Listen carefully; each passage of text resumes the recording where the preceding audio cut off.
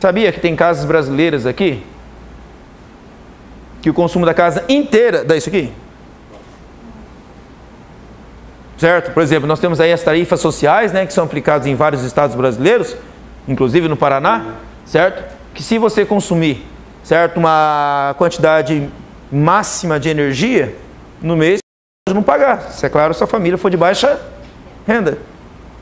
Tá? Então, dependendo do consumo energético de uma casa, tá, e a faixa de renda da família, pode não pagar o custo da energia elétrica. Ela é subsidiada pelo governo, só que tem um teto de consumo de energia elétrica. Tá? Em algumas condições é de 70 kWh no consumo mensal, outros chegam na faixa de 100, certo? Mas com certeza eu garanto, se só o chuveiro gastar isso, né? Eu acho difícil uma casa com 4 pessoas gastando isso aqui de energia elétrica se entrar numa faixa de tarifa social, né? Porque imagina o resto do aparelho que vai gastar, né? Ok? Tá?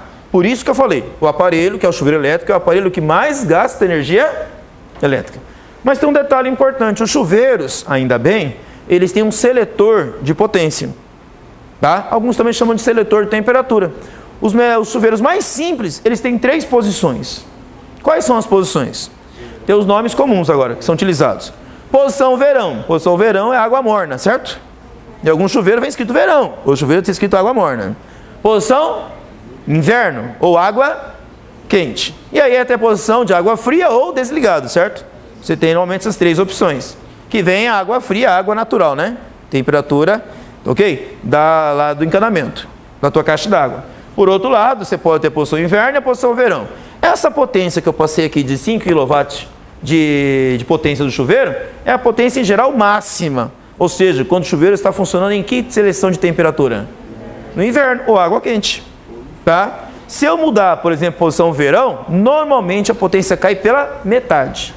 E se a potência cair pela metade, é claro, então, se eu continuar tomando banho pelo mesmo tempo, né? O consumo de energia também vai cair pela metade. Ok? Tá claro para todo mundo? Essa é uma das equações mais importantes, mais do que aquelas que eu passei lá para vocês. Porque é a equação que todo mundo tem que saber. Todo mundo tem que conhecer um pouquinho sobre o consumo de energia elétrica. Porque é isso que faz você racionalizar o uso da energia elétrica. Por exemplo, mesmo uma dona de casa que não estudou física propriamente dito, ela tem uma ideia dessa equação, do consumo da energia. Tá? Vamos pegar a equação da energia ali. Ó. Pego lá, potência é igual a energia por tempo. Isolamos a energia, como é que vai ficar? Se eu isolar a energia, o que eu faço com o ΔT que está dividindo? Variação da energia é igual a quem? Potência vezes ΔT. Bom, o conceito de que os chuveiros são aparelhos com grande potência é um conceito comum, né? Certo? Então, isso aqui todo mundo, a maior parte de nós sabemos que isso aqui é grande no chuveiro. Mas e o tempo? Vamos pensar, você está lá tomando banho, né? Já passou meia hora, certo? Sozinho já tomou banho por 3, certo? Faz meia hora que você está no banho, aí aparece lá sua mãe na sua porta, né? Certo? E bate assim, ó. Eu não sou sócio direto da companhia elétrica, certo? Por que está berrando lá? Porque faz muito tempo que está tomando banho e está gastando uma grande quantidade de quê? De energia, certo? Então sabe a equação, olha que interessante, sabe a equação, não sabe ficar calculando isso, né? Mas sabe que quanto mais tempo você toma o banho, mais energia você vai gastar, certo? Ok? E o interessante é que tem gente que na época de inverno, sabe o que faz para esquentar o quarto da suíte? Liga o chuveiro na posição quente e deixa a água caindo, né? Para esquentar o quarto, né? É sério. Imaginou? Então aí você vê como é que é o problema do uso do consumo de água no Brasil, né? Certo? E nosso racionalismo aí na energia, no consumo da energia elétrica. Eu acho que esse tipo de coisa tem que mudar, né? Mas tudo bem até aqui, o conceito. Gente, até dá para calcular quanto você vai pagar no mês. Você pega uma conta de luz normal, certo? Você tem lá as tarifas. Tá? Uma tabela de tarifas. Você vai verificar quanto custa 1 kWh de energia. Sem impostos, por exemplo, certo? Vamos pensar sem impostos e o valor mínimo. Aí você pega 1 kWh, custa lá 30 centavos, por exemplo. Valor chutado aqui, tá? 30 centavos. Se cada kWh dá 30 centavos, 100 kW vai dar R$30, né? Então você consegue calcular quanto está custando um banho, certo? Tá? Então seu irmão, por exemplo, né? Fica lá no banheiro, tomando banho 40 minutos, né? Gastando um sabonete, né? Bastante sabonete, né? 40 minutos no banho, né? Depois você mostra para ele a conta do mês, né? Quanto custa o banho dele, certo? ou a tua irmã, né? Qualquer pessoa, certo? Dá para calcular quanto custa. Certinho, gente? Dúvida sobre isso? Tá? Mas vamos pensar agora em termos elétricos, só elétricos. O que nós podemos ter de um chuveiro pensando só eletricamente?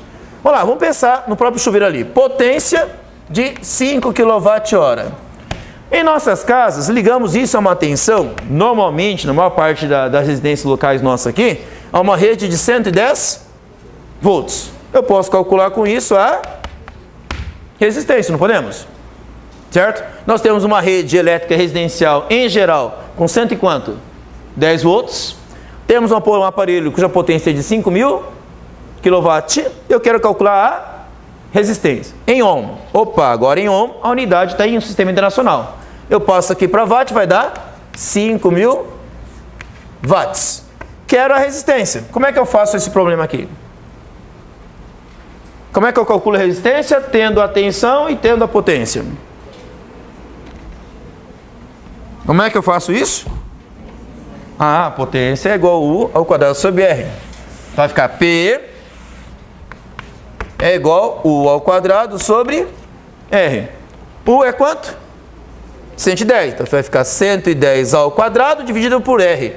Certo? Ah, mas eu tenho a potência. Quanto que é a potência? 5.000. Então substituo aqui, ó. Vai ficar 5.000, então, é igual a 110 ao quadrado. Quanto que é 110 ao quadrado? Faz a conta. 11 vezes 11. 121 mais 2 zeros. Coloca ali do lado. 12.100 sobre R. Certo? O que eu faço com o R que está dividindo? Passo multiplicando e o 5 está multiplicando. 5.000.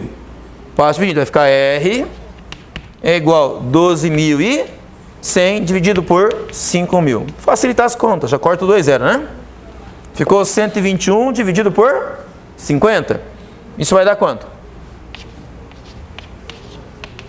Vai dar 2, né? Vai dar 100, sobra 21, né? Dá para dividir? Não. Zero aqui. 210. Dá? 4. 4 vezes 50, 200. Sobram 10. Já tem vírgula ali já, né? Mais um zero aqui vai dar 100 por 50, 2. Sobra nada. Quanto que dá a divisão, então, da resistência aqui? Uma resistência de 2,42 ohms. Certo? Então esse é um problema bastante comum também que pode ser cobrado. Eu te dou a potência, te dou a tensão e quero a medida da resistência. O que eu posso perguntar nesse problema também, eletricamente ali? Perguntei a resistência. O que mais que eu posso perguntar ali no chuveiro? A corrente, exatamente. Tá? Mas para que vai ser interessante saber a corrente elétrica? Aí é que tá. Pensa comigo aqui. Se eu sei a corrente elétrica, eu sei quanto de elétrons, quanto de corrente vai passar pela fiação. Acontece que a fiação, ela tem que suportar essa corrente elétrica. Ela tem que suportar. Então, se eu colocar, por exemplo, uma fiação que suporta pouca corrente elétrica, o que vai acontecer? O fio que conduz a corrente elétrica vai começar a produzir muito efeito Joule. E o que você não quer é que o fio da rede elétrica esquente. Você quer que o chuveiro esquente, né? Quando você monta uma rede elétrica na sua casa, você quer que a fiação da casa esquente ou o chuveiro esquente? Para que você vai usar aquele calor da fiação? Para esquentar a casa inteira? Tipo, a sua casa inteira já está pegando fogo, então vai esquentar a casa toda. Certo? Não, de forma nenhuma. Você não quer isso. Certo? O que você quer é que o chuveiro esquente. Porque se a fiação está esquentando, muita energia elétrica que você está consumindo não está sendo usada no chuveiro, está usando a própria fiação da rede. E aí o teu consumo energético vai ser muito alto. Certo? Por que normalmente nós trabalhamos com fios de cobre, utilizado na maior parte das redes elétricas residenciais aí? Porque o cobre é um ótimo condutor. Sendo um ótimo condutor, ele tem baixíssima resistividade.